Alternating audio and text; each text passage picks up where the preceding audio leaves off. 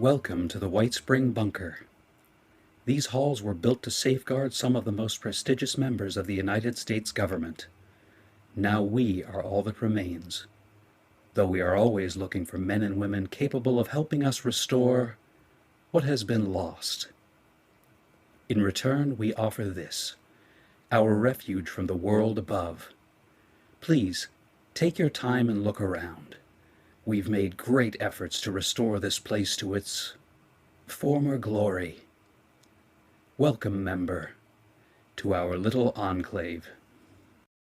Welcome back, members. As always, I am the Operative, your designated tour guide and host here at the White Spring.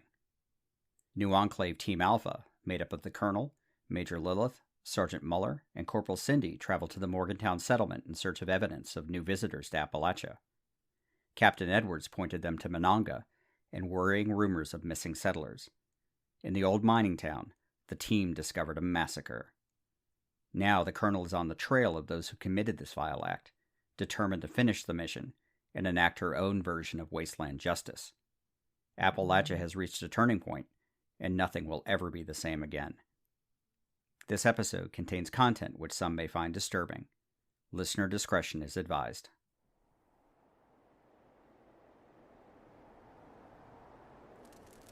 Valeria marked Lilith's location on her map and pulled Mueller and Cindy back to prepare to head out. She double-checked that Cindy sent out the images and information to Modus.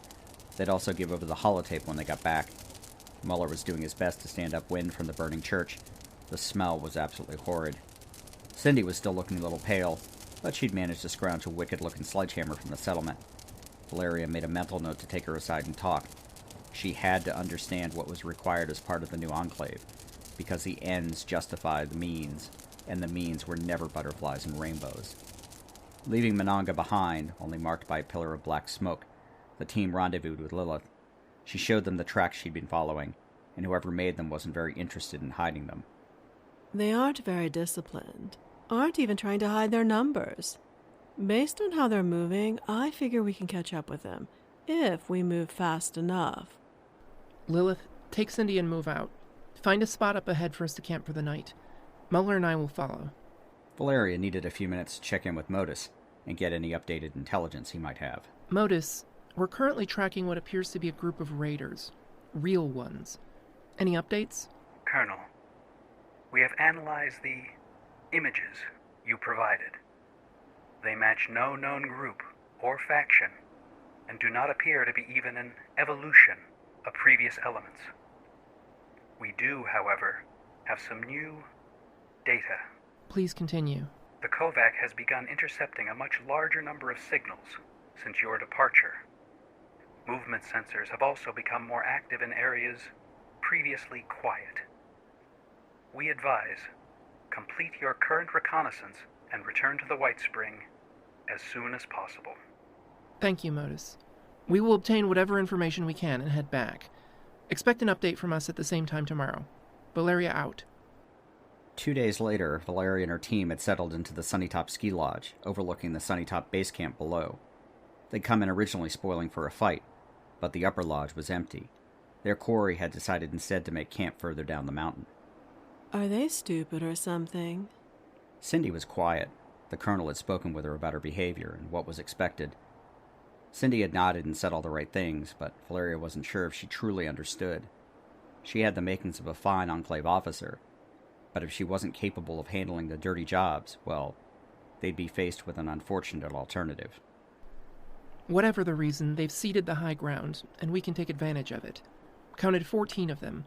A couple are out tending the Brahmin, looks to be 5 on guard duty, and the rest are inside the lodge. Mueller popped a fresh fusion core into his Gatling laser. What's the plan, Colonel? No need for subtleties, Sergeant. We hit them hard and fast, right at first light. From the looks of it, they aren't expecting company, and a bit of shock and awe should be more than enough to get the upper hand. But we need live prisoners, people. Oh. I said live prisoners, Major. As long as they can talk, I don't much care what condition they are in otherwise. Corporal, I want you to take first watch tonight. You keep an eye on them, and if anything changes, they look like they're pulling out or switching guards, you let us know. Yes, ma'am. Everyone got it? We've got a few hours tonight to prep, so double-check everything, and I'll see if Modus has anything new for us. A collective yes ma'am from the team ended the briefing. Early the next morning, Modus had been unable to provide any other useful information. As far as he could calculate, this was some new faction, but outside of that, no strength, no capabilities, no nothing. Valeria had expected that answer given how analytical Modus was, but it was still infuriating to be dealing with the unknown. So instead, the colonel focused on what was right in front of her. Cindy reported almost no outside movement, but it sounded like they'd had quite a party inside. All the better, the colonel thought, because they'd either still be drunk, or hungover, or both. Valeria sent Lilith down the hill first. She would take out the closest perimeter guards. Then all 4 of them would concentrate their fire on the rest. That should draw out those in the lodge, and then they'd take care of them. Afterwards, the colonel would handle the interrogations, and what was to happen after. Lilith smiled as she snuck down the hillside. Months of practice had made her almost invisible as she slowly crept towards the guard. Getting a closer look at him, he was dressed in attire not unlike what she had seen in the old reports on the Appalachian raider groups. He also wore the same symbol they'd seen in Monongah on an armband. She took out her blade and got within a few feet of her target before he even heard anything. Lilith saw him bringing up his rifle and turning, but she was there in less than a second, plunging the knife into the side of his neck, cutting the arteries and severing the vocal cords at the same time. Lilith loved watching the arterial spray and licked her lips as it ran down her own face. Very carefully, she leaned the now lifeless body against a tree and moved silently to the next victim. She also slit this one's throat, but the guard's finger tightened on the trigger of his pipe pistol, firing a round into the dirt. The colonel and corporal both reacted by firing their silenced combat rifles and killing the other 2 guards. As expected, they could hear shouts from inside the lodge, and a lot of other commotion as well. Valeria had assigned firing arcs to each team member to avoid friendly fire, but Lilith was the one who was going to get her hands dirty. Valeria tracked Lilith moving toward the lodge, staying low and out of sight. Windows started breaking as rifle barrels were thrust through them, firing indiscriminately into the woods. Both Valeria and Cindy fired short bursts into each window, rewarded with screams and further shouting. Lilith made it all the way to the lodge porch, pulled the pin on a fragmentation grenade, and tossed it through a nearby window. The explosion reverberated across the area, drowning out Sergeant Mueller's approach in his power armor. He kicked in the side door, knocking it completely off its hinges and throwing it into the lodge, firing his Gatling laser across the interior. As Lilith charged through the other door, firing her SMG, both Valeria and Cindy charged the rest of the way down the hill, laying suppressing fire as they went. By the time the colonel made it to the back door, the firing had stopped, and it was all over. Stepping over 2 bodies splayed behind the door, Valeria walked into the lodge, with Cindy close behind. Finally, the colonel could get an up-close and personal view of their quarry. The bodies were dressed in a combination of leather and metal armor, some covered in spikes and others decorated with a variety of chains and even barbed wire. Every one of them was also wearing the symbol from before. In the center of the room, Mueller and Lilith were holding 3 prisoners, none of whom were much worse for wear, other than looking extremely pissed off. Good job, Major. Have they said anything? If you count trying to bite us and cursing up a storm. Otherwise, not a thing. Valeria walked over, standing next to Lilith. All 3 prisoners were kneeling on the floor with their arms tied behind their back. The one in the middle was maybe the leader, an older man, heavily scarred with hatred in his eyes. To his left was a younger man with tribal facial tattoos. He tried to spit at the colonel, but Lilith saw it coming and kicked him in the side, knocking him over. He squirmed in pain and let out a string of curses, most of which Valeria had never heard before. On the other side was a young woman, maybe a little younger than Cindy. She had an eagle tattoo on her shoulder and a large bruise on the side of her face. Valeria put her hand under her chin and lifted her up. She didn't look angry. She looked scared, with streaks of tears running down her face, cutting through the dirt and grime. What's your name, honey? Shut up! That was Lilith's cue to kick him in the face, breaking his nose. Lilith, you and Mueller take those 2 downstairs and get whatever you can out of them. Our pleasure. Lilith smiled wide before grabbing the 2 prisoners by the collar and dragging them, kicking and screaming, down into the basement. You too, Mueller. Make sure Lilith doesn't just kill them. Roger, ma'am. Corporal, help get her up. Find a chair. Cindy reached down and helped the young woman to her feet and guided her to an old wooden kitchen chair. Valeria grabbed another chair and put it down facing the prisoner before sitting down. Okay. Is that better? The young woman just nodded. Good. I'm Colonel Valeria, and this is Corporal Cindy. We'll need to ask you a few questions. If you answer them, we'll let you go. Do you understand? She nodded again. Then from downstairs, there was a short series of high-pitched screams. The woman froze, looked towards the stairs, and started crying. No. Shh. Don't cry. Don't pay any attention to that. You're up here with us and just fine. Those friends of yours decided to be rude. You're not going to be, are you? What's your name, honey? The young woman struggled to hold back her tears before answering.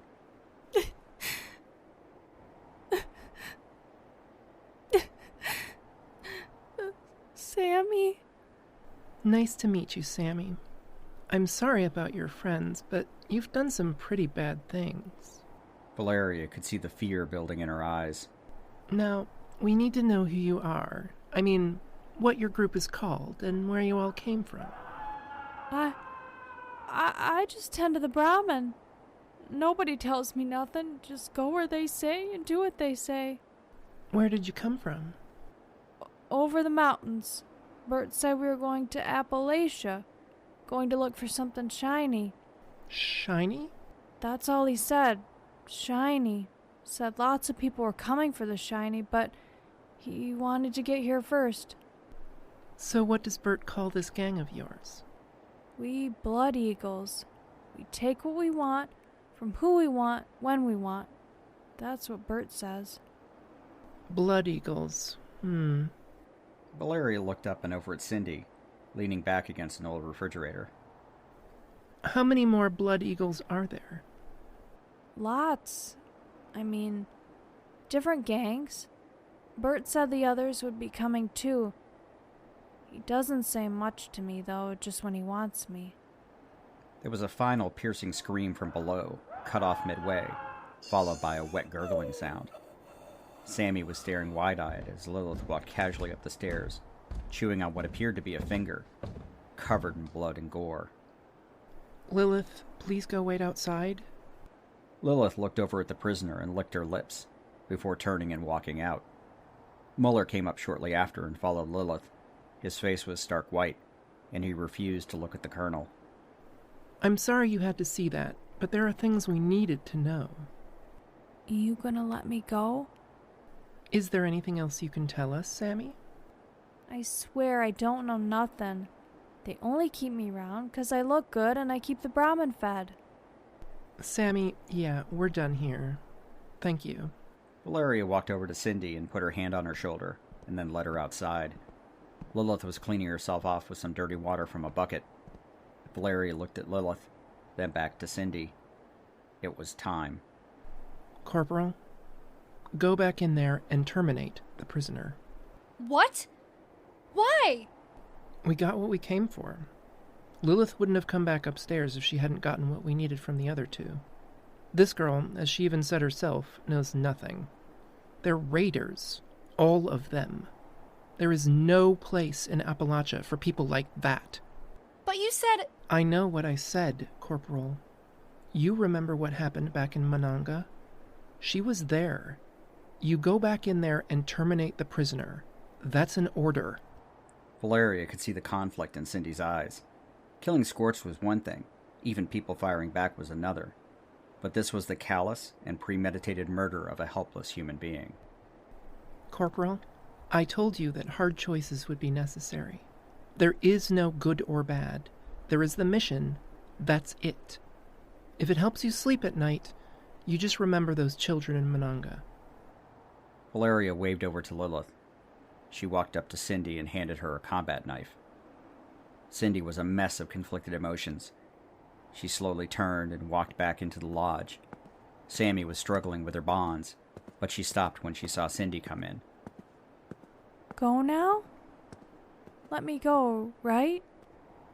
Cindy could only nod her head. She walked around behind Sammy, holding the knife in her hand. She looked down at it, still stained with the blood of Lilith's last victim. Then she looked at the rope holding Sammy's hands together. Then she saw, in her mind, the desecrated corpses of the children of Monongah. She reached down and put her hand on the prisoner's shoulder. Pressing down to hold her in place, She took the knife and with one swift motion stabbed it through Sammy's throat. Her eyes went wide, blood filling her mouth as she tried to cry it out, struggling as best as she could before slumping over, the last of the blood draining out onto the floor. Cindy wiped the blood from the blade with a rag and walked back out to see the colonel, smiling. Lilith beamed and patted her on the shoulder. Keep the knife. You earned it. Cindy felt a little dizzy, maybe a little nauseous too, but not much beyond that. She just killed someone. Not an innocent, not really. And maybe she could live with that. Maybe.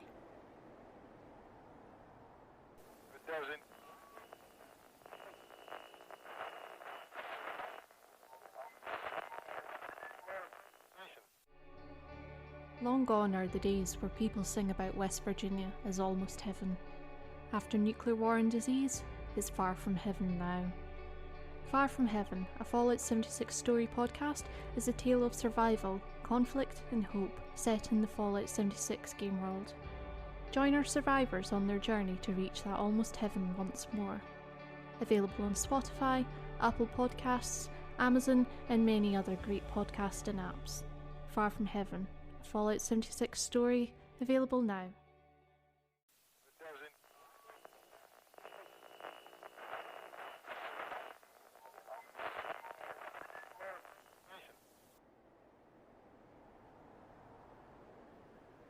After cleaning up, the team had done a thorough search of the raider party's belongings. It was a mishmash of pipe weapons, jury-rig armor, chems, lots of chems, and looted scrap, but nothing really of interest. When the colonel had gone downstairs, she found a locked chest in what she assumed to have been the raider boss's room. A quick use of her lockpicks got it open, and she found some additional weapons, ammunition, and most importantly, a rough hand-drawn map of Appalachia. Well, what do we have here? Many of the towns on the map weren't exactly in the right place, but it wasn't too bad either. There were a series of X's and a couple of circles marked, one of which was centered directly over Monongah. Carefully folding the map and placing it in her pack, Valeria went to check on the other bodies. Lilith promised to fill her in, as a younger man had cracked after she started carving her initials into the older raider's genitals. The colonel sighed, but if the information was worth it, her methods worked. She thought about Cindy. She had needed to push, and through it, Cindy had come through with flying colors. In fact, Valeria knew she was going to be just fine when Cindy said she was famished, and proceeded to polish off the equivalent of both lunch and dinner. After making a final recording for Modus, the whole team worked their way back up the hill to SunnyTop Station. The former RaiderBot vendor had still provided a good rally point and a place to pick up some supplies, one of the last vestiges of the old pre-scorched economy. As they settled in, Mueller proceeded to spend an hour haggling with the vendor over his prices, while Cindy got some sleep. The colonel took Lilith outside, where they both sat down at an old, run-down picnic table. Val, it's a whole new world again, isn't it? Sure is. Just when I thought we had a handle on things, it got a whole lot more complicated. What'd you get out of those raiders? Oh boy, that old guy was one tough son of a bitch. I mean, I was carving into him like a turkey, and he just spat in my face. Of course, that just makes it more fun. Once I cut into his pants, the other started singing like a bird. Do tell. They call themselves Blood Eagles, a real badass raider gang, to hear him tell of it. They came from Ohio by way of Pennsylvania. I tried to get a name of the place, but I swear this kid never saw the inside of a book, so he didn't know. Figured as much after I cut off 3 of his fingers anyway. Seems a lot of people are interested in Appalachia now. Something about a treasure or shiny stuff, as he called it. Yeah, that tracks with what I got out of the girl. Their boss, Bert or whatever, told them a few weeks back that they were heading out. They did know about the scorched plague, but were willing to make the trip anyway. Getting over the mountains was tough, but they found a pass somewhere to the north. Lost a few guys coming in. Did he say anything else? Also said Bert had some kind of a map. He'd copied it off of some other map they found in some kind of government bunker up north. Said it led to more shiny stuff. That's why they hit Monongah. It was on the map. Anything about the number of people or anything else? Last thing he said, and probably all he knew, They weren't the only ones coming. They just happened to get the jump on the others. Sounded like a lot of people might be on their way, and not just raiders either. We need to find this pass and take a look for ourselves. Modus wants us back at the White Spring, but we need to check this out first. And Cindy? She passed. I needed to know. She had the makings of a fine operative, but if she couldn't cross the line, she wouldn't be coming back with us. Huh, really? You are a cast iron bitch, aren't you, Val? There is only the mission, Lil. I won't allow anyone to jeopardize it. You get with the program or you don't. It's a choice everyone has to make. That include me too, Val? Valeria just smiled, which didn't reach her eyes. It was enough to even give Lilith a cold chill down her spine. We head north in the morning. Get us something to eat. Oh, I mean something we'll all eat, understood? Okay. I'll take care of it. Lilith headed off down the hill, disappearing into the brush. The colonel yawned and stretched. She had been a little surprised that Cindy had come through as she had. Valeria half expected to find that Cindy had let the girl go, which would have meant the end of both of them. When assets aren't useful anymore, they get discarded. But Cindy was a pass, which meant more responsibility too. Valeria would continue to push her, to see when she'd push back. But if she could go all the way, she had a bright future ahead. Valeria got back up and walked into the station. I swear to God, I am not paying these goddamn rates. Mueller was raging at the Raider vendor bot. Valeria just chuckled. She walked over to Cindy and leaned down, brushing the hair out of her face. She looked calm, sleeping like a baby even. Always a good sign. Sergeant, just pay the bot, please. I'll get Modus to see what he can do about hacking into the subroutines for later, okay? It's the principle of the thing, Colonel. This bucket of bolts is ripping us off. Give it a rest, please. Damn it! Fine. Here's your caps, you infernal machine. Valeria made the sergeant take the first watch, until Lilith came back with dinner. Over a fire, they ate roasted radstag, while Lilith ate whatever she found for herself. It never paid to ask what it was. Cindy even joined in on the small talk over food. She was slowly getting back to her old self. They'd be heading out early the next morning, so they all bedded down and took their turns on watch until just before sunrise. The team packed up and resumed their march north, heading to whatever pass might be open to allow others to enter the region. A few days later, as they reached the northern part of Appalachia, they started seeing tracks. Lots of tracks heading south. People, Brahmin, other pack animals they couldn't even identify. Scouting ahead, Lilith said she'd found what they were looking for. Lilith was waiting for them at the top of a hill, overlooking the very top end of the mire. As they reached the summit, they all gazed at the vista in front of them. Sure enough, there was an open pass. And people. Lots of people. The colonel took out her binoculars and scanned the pass. She could pick out distinct caravans and larger groups, all heading south. Lilith, send a message back to Modus. Tell him we have a problem. A really big one. And then tell him to activate Beowulf.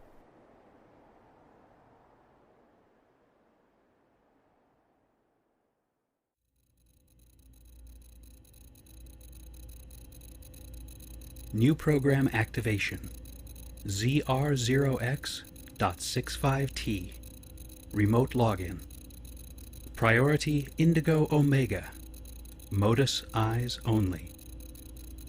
Analysis summary. Team Alpha transmissions. Confirmed.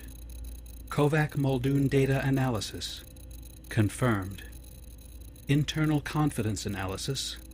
99.75%. Confidence threshold reached. Enact Bastion Protocol. Complete.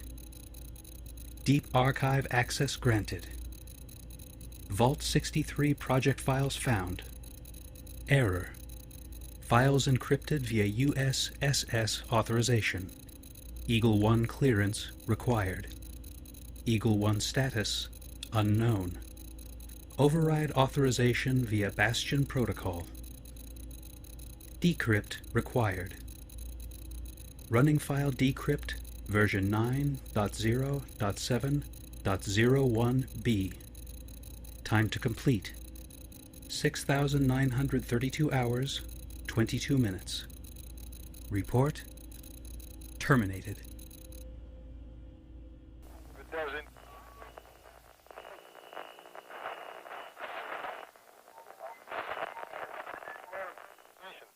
Hi, I'm Fire Rider, and I'm the host of The Pixel People, a podcast dedicated to taking a close look at our favorite characters from our favorite video games.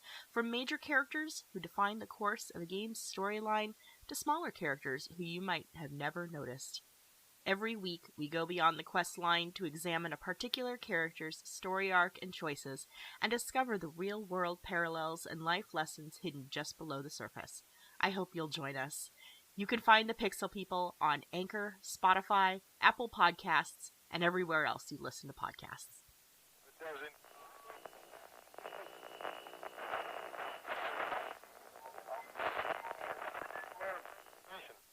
Thank you again, members, for joining us here on The Modus Files. If you've enjoyed this content, please subscribe, and better yet, please leave a review to help others find our little enclave. You can also follow us on Twitter, @Modus Files, for more information about our podcast, Fallout 76 content, and random musings on the Enclave. I'd also like to thank our cast: Pandora Beatrix as Lieutenant Colonel Valeria, Scald as Major Lilith, Maria Cheshire as Corporal Cindy, Lauren Moore as Sammy, and Brad Williams as the voice of Modus and Sergeant Mueller. We'd also like to thank the Mr. Jones Show for providing our podcast cover art. You can find him on Twitter @BlankenMedia.